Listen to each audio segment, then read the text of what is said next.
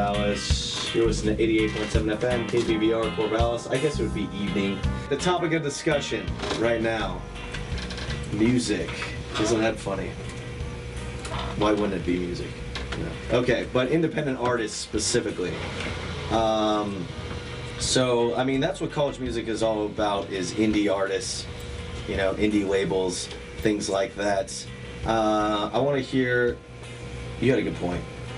First, state your name, DJ name, whatever, and let's talk a little bit. Let's debate about well, what's new going on, music. Corvallis? DJ Knee here.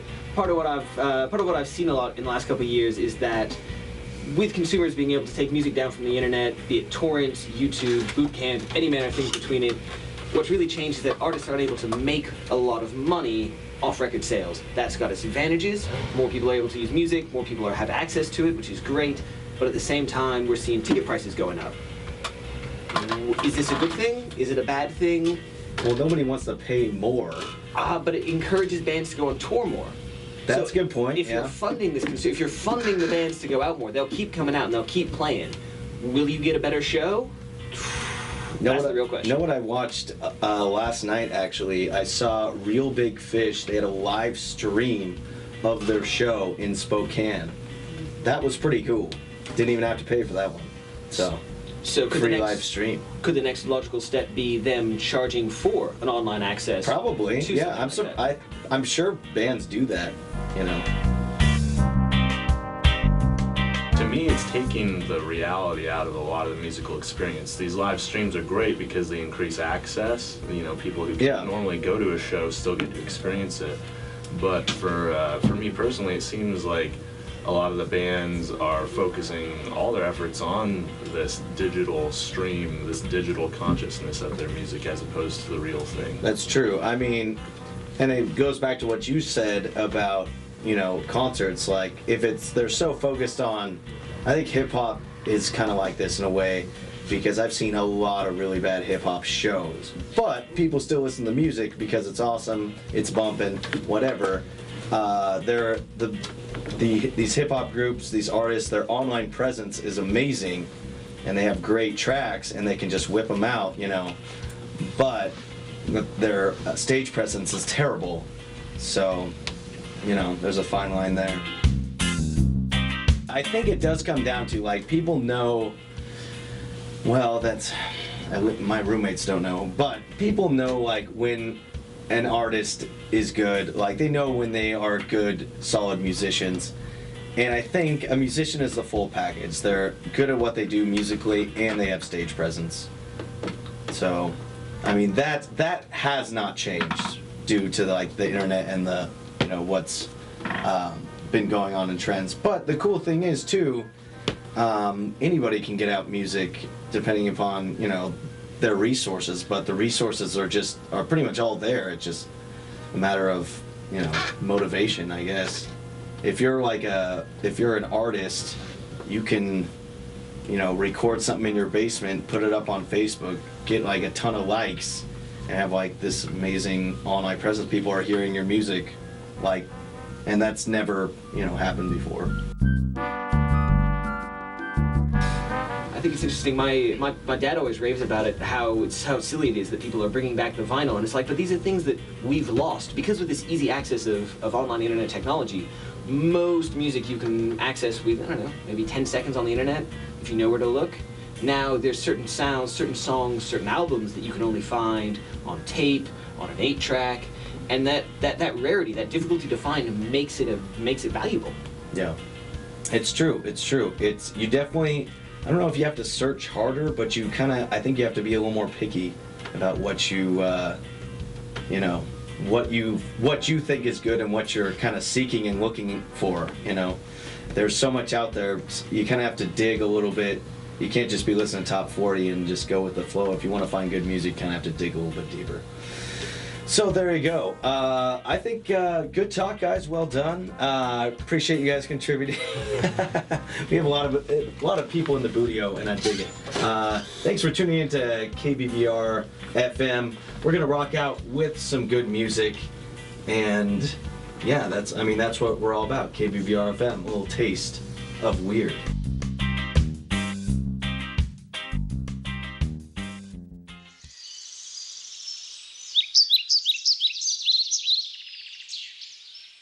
What's up? This is Gangstagrass coming to you live on In the Pines. KBVR, yeah, I mean. 1, 2, 3.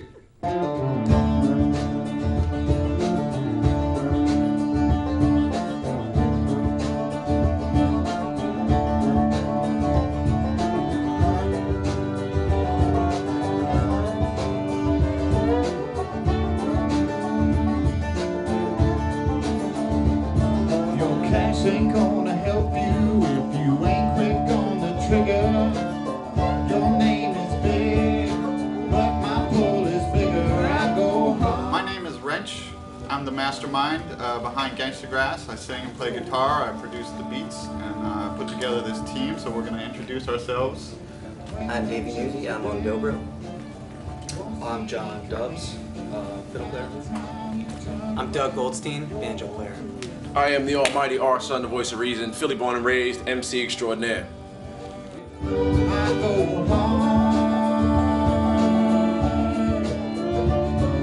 Some gas spark downs, I spark rhymes since the dawn of time. I didn't have pencils, so I chiseled and carved my rhymes. Like eagles hard to find, like nickels at the march of dimes. We live in darker times, I never had the heart to cry. You trying to find a line and get in this line. Once people hear what we're doing, they generally love it. And they hear it and they say, oh wow, this is really awesome. But the problem for us is trying to tell people about the music. If we use words and we say, oh, we play bluegrass, hip hop together, people think, oh, that's not going to be good, that's not going to work. So really the key for us is for people to hear the music, and then we've got them basically, they're on board.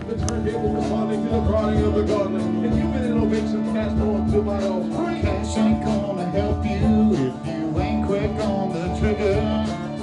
Your name is big, but my pull is bigger. I go hard.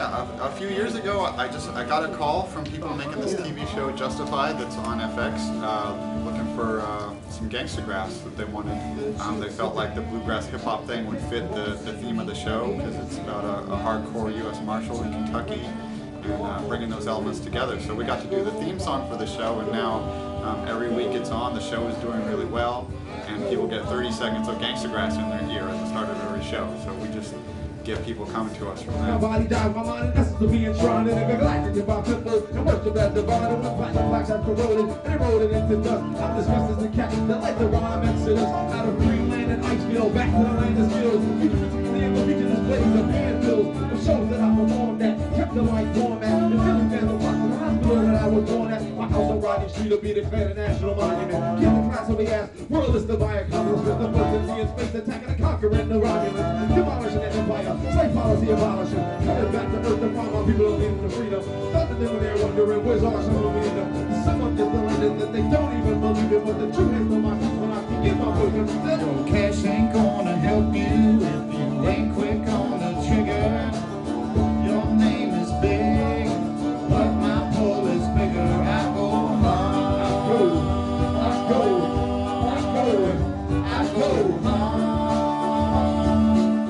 What would I recommend if I'm arm wrestling Bigfoot?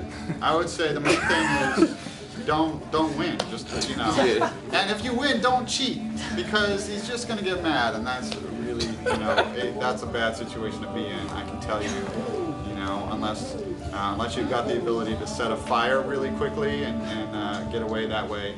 I think just let Bigfoot win would be the main advice I would have. Eye contact is key. Yeah, you can't show weakness.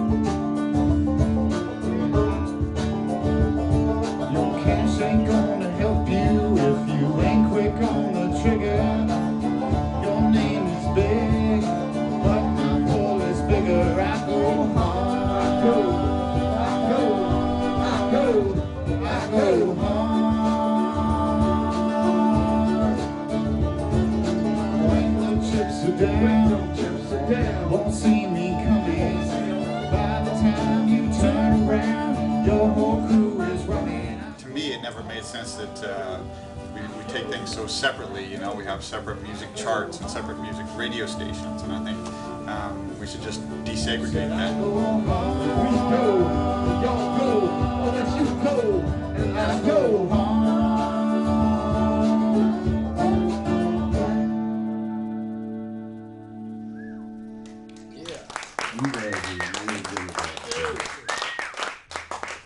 You guys are really good at that stuff. Oh, we did it.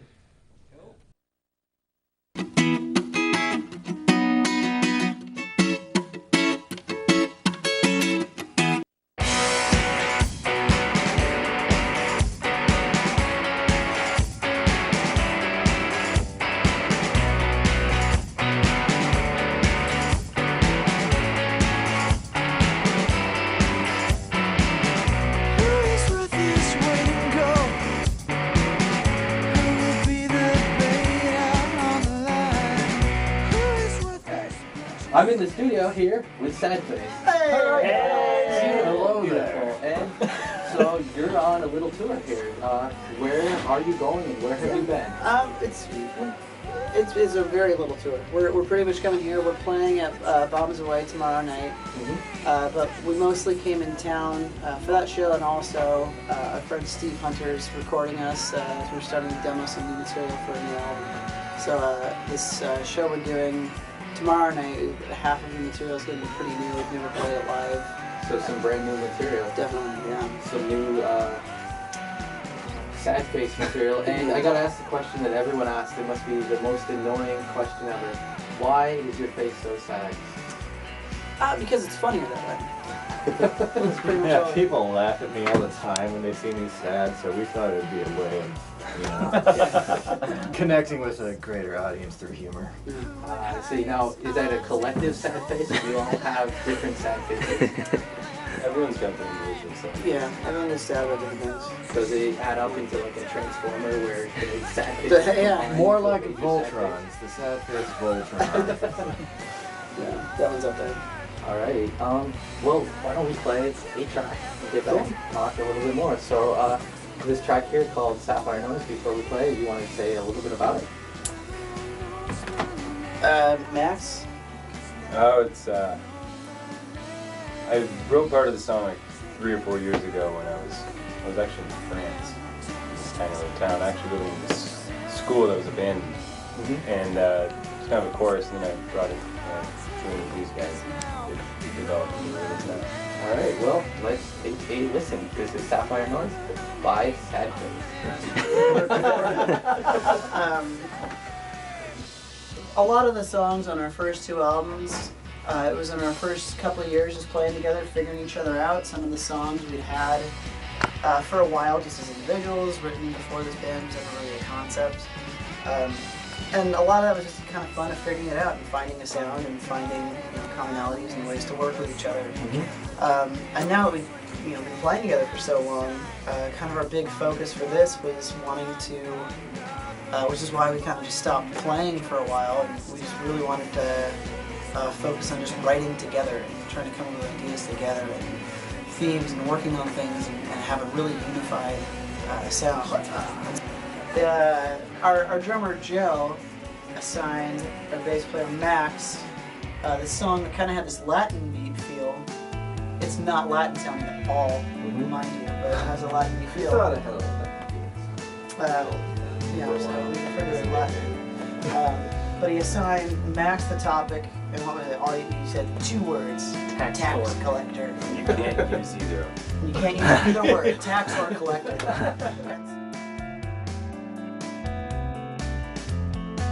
Just keep talking 'cause I'm going to sleep.